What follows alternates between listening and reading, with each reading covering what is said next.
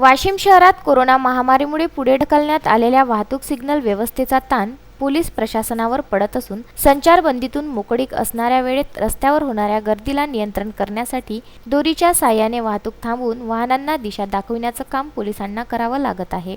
वाशिम शहराचे मध्यवर्ती ठिकाण असलेल्या प्रमुख पाटणी चौकात ट्रॅफिक सिग्नल बसविण्याची कार्यवाही 31 मार्च अखेर पूर्ण करण्याचं नियोजन होतं। मात्र कोरोनाच्या महामारीत हे काम होऊ शकले नाही। त्यामुळे सिग्नलच्या भूमिकेत पोलीस काम करीत असल्याचं चित्र बघावयास मिळत आहे।